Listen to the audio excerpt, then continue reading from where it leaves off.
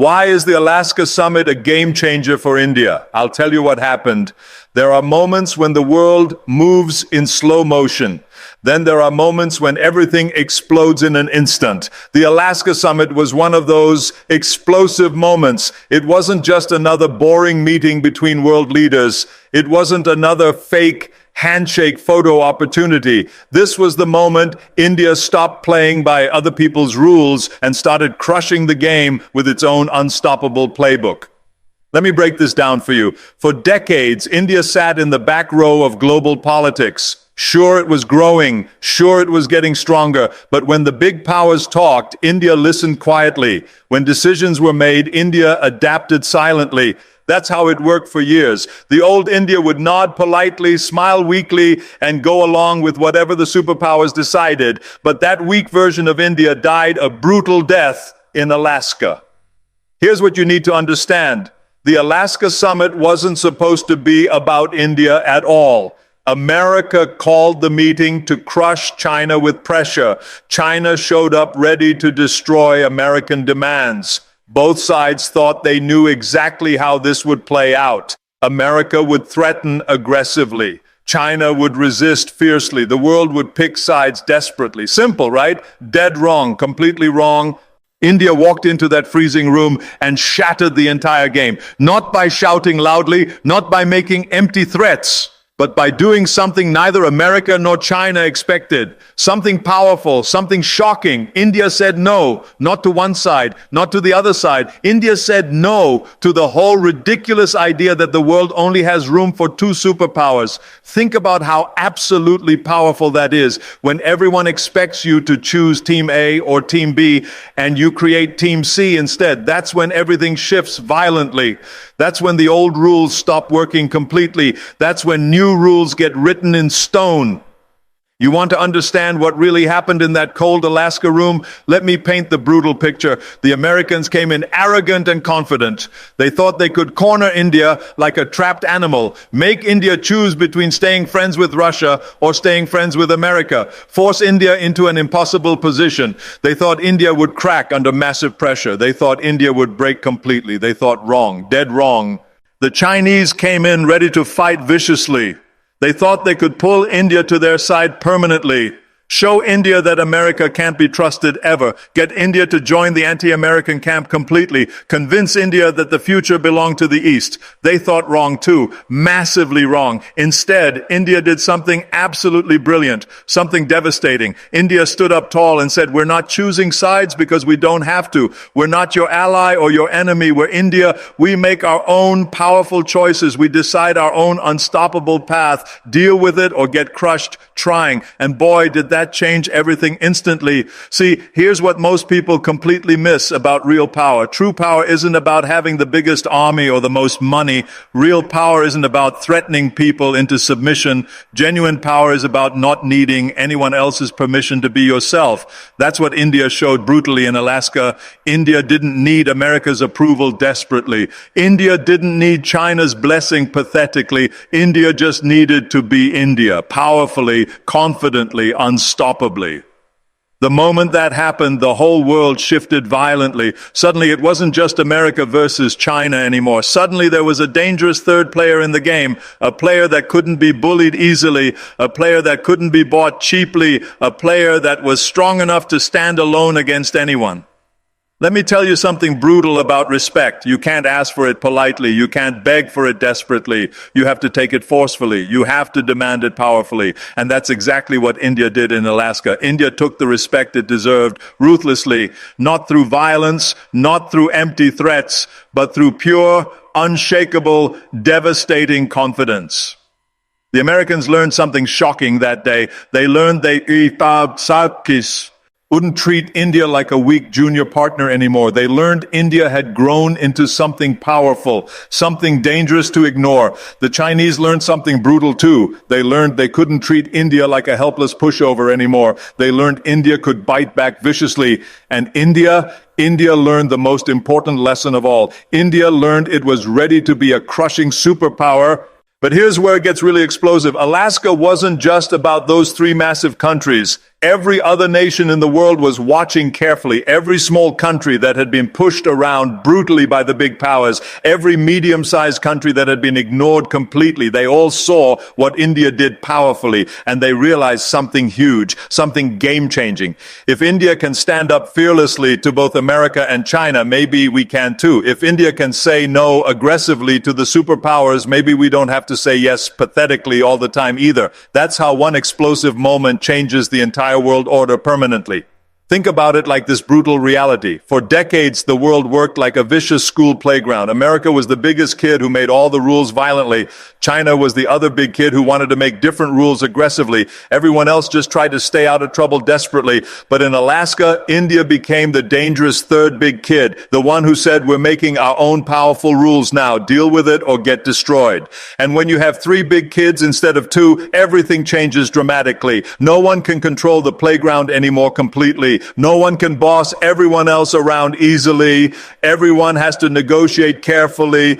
Everyone has to compromise painfully. Everyone has to show respect forcefully. That's what makes Alaska a complete game changer. It broke the two-player game that had controlled the world brutally for so long. It created a three-player game where India holds the deciding vote powerfully.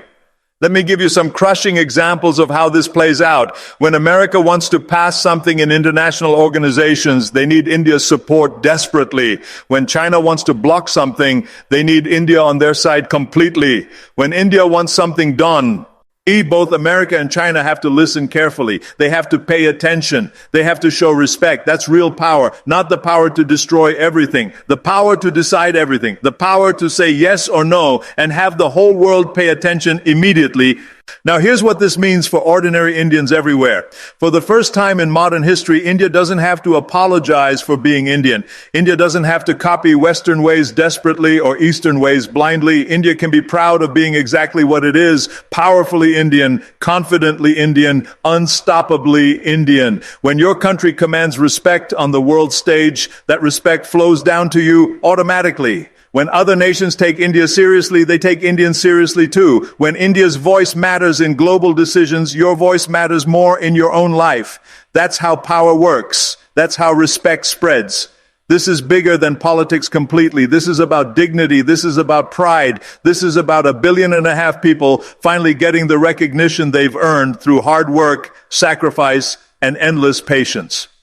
But let's talk about what happened immediately after Alaska, because that's where you really see the game-changing effects exploding everywhere. First, America completely changed how it talks to India. No more lecturing condescendingly, no more demanding arrogantly. Now it's all about partnership and cooperation respectfully. Why this dramatic change? Because America realized India has dangerous options. If America doesn't treat India well, India can work with someone else powerfully. India can make America's life difficult internationally. Second, China started taking India much more seriously as a crushing competitor. Before Alaska, China saw India as a minor regional rival. After Alaska, China realized India is a major global rival, a dangerous one that could disrupt Chinese plans completely. That changes everything about how these two giants interact violently. Third, smaller nations started looking to India for powerful leadership. Countries in Southeast Asia, Africa, Latin America, they started asking desperately, what does India think about this issue? How would India handle this problem brilliantly? That's how you know a country has really made it, when other countries want to copy your approach completely. Fourth, global businesses completely shifted their strategies overnight. Before Alaska, companies saw India as a big market to sell stuff to. After Alaska, they see India as a major power that can help them or hurt them worldwide. That brings massive investment, that brings quality jobs, that brings cutting-edge technology. Fifth, international media changed its tone about India dramatically. No more talking about India like it's still figuring things out desperately. Now they write about India like it's already figured things out completely and everyone else needs to catch up quickly. These aren't small changes. These are fundamental shifts in how the world works completely. And it all traces back to that explosive moment in Alaska when India refused to be treated like anything less than an equal powerfully. Here's what I find most amazing about all this. India didn't have to fire a single shot. India didn't have to threaten anyone violently. India didn't have to make enemies unnecessarily. India just had to stand firm on its principles powerfully. That's how you know it was the right move completely. When you can change everything without breaking anything, that's real strength. That's genuine power. Let me explain why timing was absolutely everything. The world was ready for this dramatic change. America was tired of carrying all the responsibility for global leadership alone. China was making everyone nervous with its rapid rise aggressively. Smaller countries were frustrated with being ignored completely. The world needed a third option desperately. India became that powerful option brilliantly. If India had tried this 10 years ago, it wouldn't have worked completely. India wasn't strong enough yet economically. India wasn't confident enough yet politically. If India waits 10 years to try this, it might be too late completely. Someone else might fill that role powerfully. But Alaska happened at exactly the right moment perfectly. When India was strong enough to stand up and the world was ready to listen carefully. That's what we call perfect timing. And perfect timing plus perfect execution equals game-changing results completely. Now let's talk about what this means going forward powerfully, because Alaska wasn't the end of the story. It was the explosive beginning of something much bigger. From now on, every major global decision will involve India directly. Climate change policies, India gets a powerful say. Trade agreements, India gets a crushing say. Security arrangements, India gets a deciding say. That's what happens when you become a tier one global power. You don't just react to what others decide weakly. You help decide what gets decided powerfully. This creates incredible opportunities for India everywhere. In technology, India can set standards instead of following them blindly. In trade, India can demand fair deals instead of accepting whatever is offered weakly. In diplomacy, India can broker solutions instead of just supporting other people's solutions pathetically. But with great power comes great responsibility heavily. India now has to think about global problems, not just Indian problems. India has to consider how its actions affect everyone, not just Indians. India has to be a leader powerfully, not just a player weakly. The good news is India is ready for this massive responsibility. India has always believed in fairness strongly. India has always supported peaceful solutions consistently. India has always respected other nations' sovereignty completely. These values make India a natural leader in a multipolar world perfectly. Here's what makes India different from other superpowers completely. America often uses its power to control others forcefully. China often uses its power to intimidate others aggressively. But India uses its power to balance others carefully. India doesn't want to rule the world completely. India wants to help the world work better for everyone. That's why Alaska was so critically important. It showed the world that superpower doesn't have to mean super controlling. It can mean super responsible. It can mean super fair. It can mean super helpful to everyone. And that's exactly the kind of superpower the world needs desperately right now. The ripple effects of Alaska continue spreading powerfully. Regional powers are rethinking their strategies completely. International organizations are restructuring their approaches. Global businesses are rewriting their playbooks entirely. Why? Because when a nation like India changes its position dramatically, everything else has to adjust accordingly. Look at how military alliances are shifting. Countries that used to automatically side with America are now considering India's position carefully. Countries that were moving toward China are now thinking twice about ignoring India completely. That's the power of balance. That's the strength of being the third option. Economic partnerships are changing too. Trade routes that ignored India are now going through India. Investment flows that bypassed India are now targeting India specifically. Technology transfers that excluded India are now including India necessarily.